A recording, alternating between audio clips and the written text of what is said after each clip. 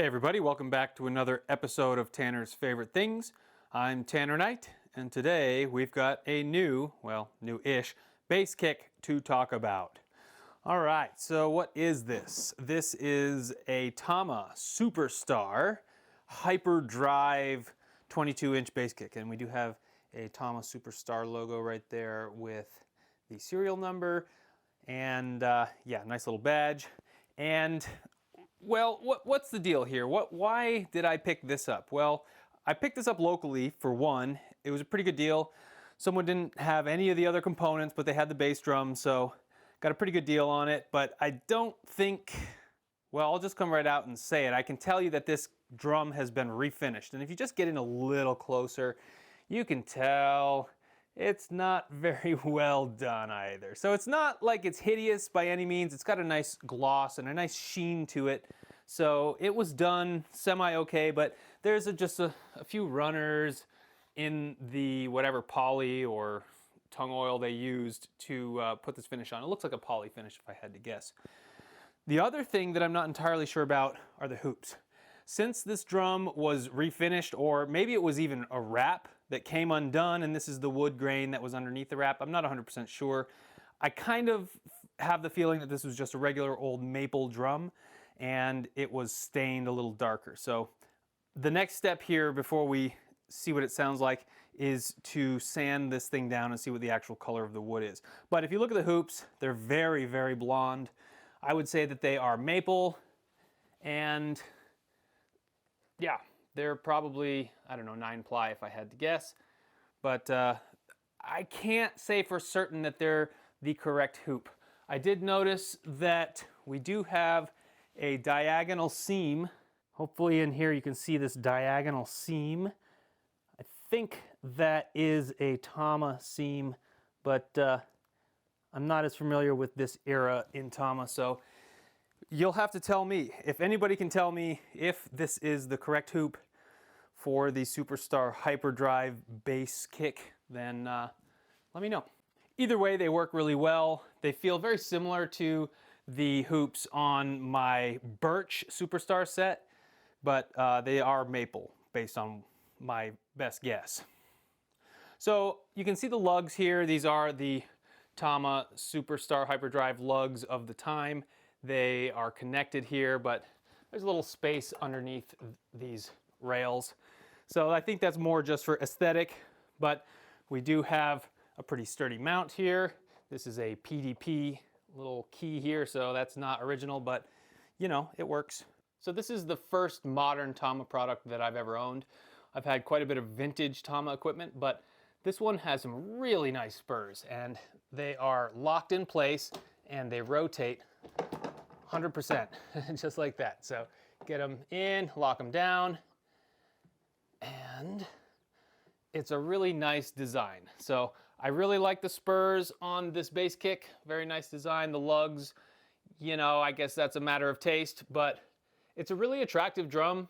It's a 22-inch, like I said, but one thing that a lot of people are not crazy about is that this is a 20-inch depth on this bass kick. So we have 20 inches from here to here, which is pretty deep.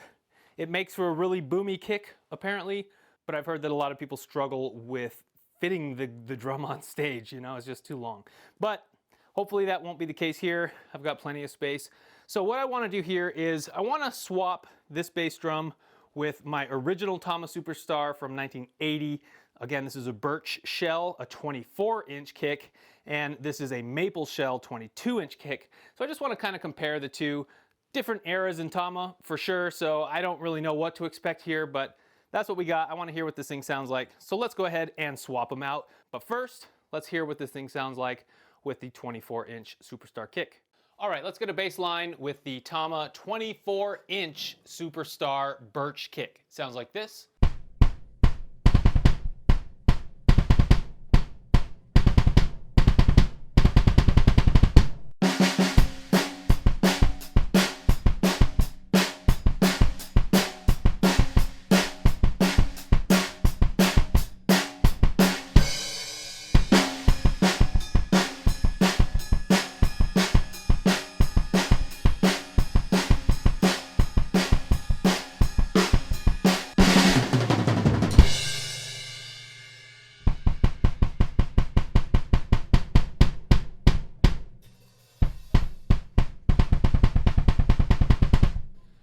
So that's a pretty rowdy kick. Anyone who's played this kick has said, whoa, that is a deep kick. And this is 24 by 16 inches, so it's about 4 inches shallower than the Hyperdrive kick. So now that we have a baseline, let's swap these guys out. It's going to take a little bit of effort because we do have the toms mounted on the kick, so bear with me, but when you see me next, we'll have a different kick right here. So on this side of the kick, what I'm using for a kick pedal is my Tama Iron Cobra double kick pedal. So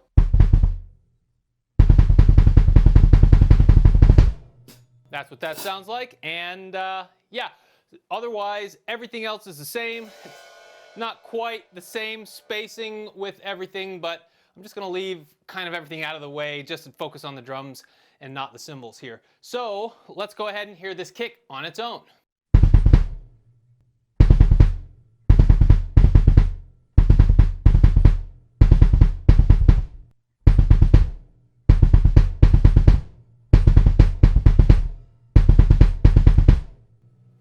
Sounds pretty good.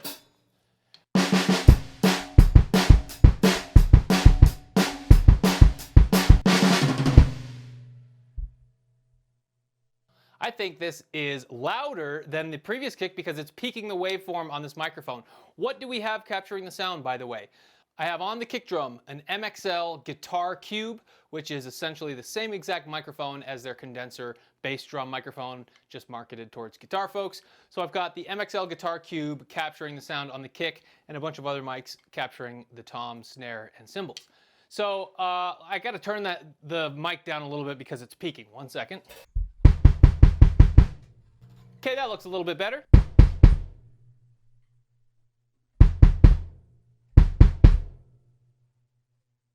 There's a lot of residual noise, but it sounds like it's from the cymbals, and I think that might have to do with the fact that we're coming in contact with the Gibraltar rack a little bit more with this one. There's a few points that are actually touching the rack because this thing is so deep. So you remember how I said we got plenty of room? Well, I have just enough room for this 20-inch bad boy. So luckily I'm able to fit it in here, but it's pretty tight.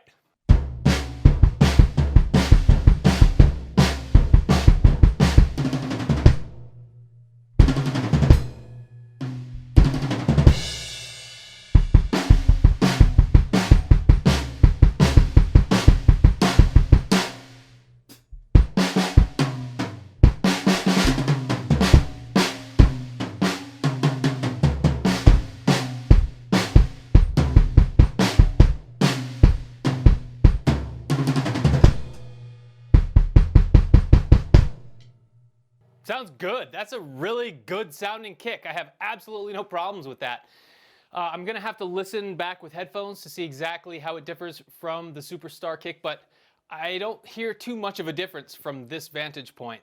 I get it that the sound is going that way, and I do have ear protection in, so I need to hear this through headphones, so I'll have a more formulated opinion once I listen to this once again. But from here, sounds really good. I've got one pillow in this kick, and that seems to muffle it really, really well. So I'm happy with this.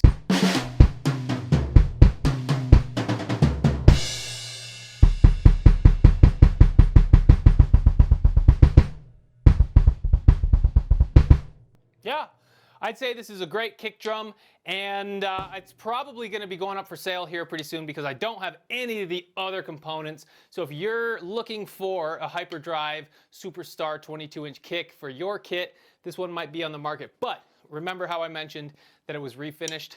I want to take a little of the stuff on this outer rim down, so I'm probably going to hit this with a really fine grit sandpaper and maybe do a spray coat on top of that, so it's a little smoother. But right now, it looks good from about 2 feet away. But once you get in closer, you can see some imperfections with regard to the refinish. Otherwise, there's no huge dings, there's no marks, there's no gouges, there's no giant scratches. It's in very, very good condition. It hasn't been used hardly at all from what I can tell. There's very little rash on the batter side hoop, and otherwise it's just in really good condition. I didn't need to do much. I went through all of the screws that hold the lugs and they were rock solid.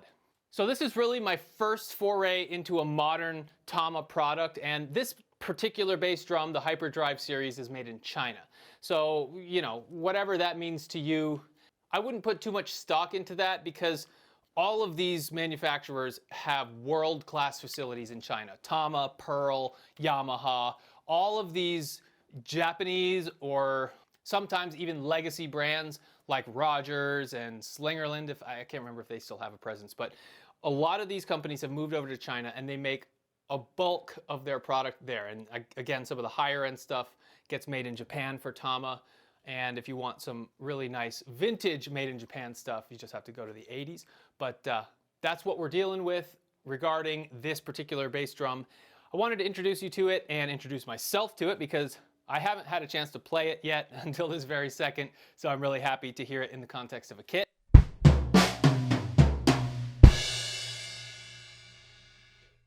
One thing to note, if you think that you can take your vintage Tama Omnisphere tom holder and just toss it right into this Tama Superstar Hyperdrive kit, no dice, it's a smaller diameter. I just so happen to have this tom mount, but you'll notice it's not a Tama tom mount. It's an off-brand, and I'm glad I have it because it works perfectly in this instance, but it's not the right tom mount for this application.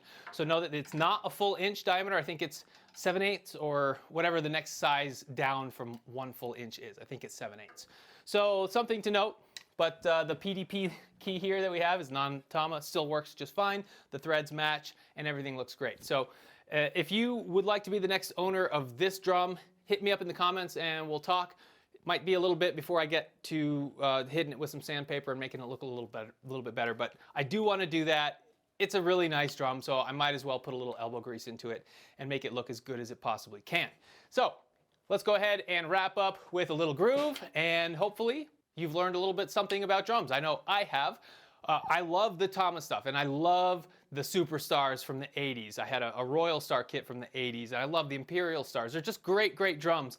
But the new modern stuff comes from that exact same lineage, and therefore it should have some of the same qualities that you would expect from the vintage stuff. And it does. It sounds really, really good, despite the fact that it's made in their China Guangzhou factory, I believe is where it is. So let me know if you have any questions about this drum. Please like and subscribe if you like this type of content. That always helps me determine what next to bring you. But there you go, the Tama Hyperdrive Superstar 22-inch bass kick in what I assume is a maple, stained maple at this point finish. So thank you for watching, and I hope to see you on the next one.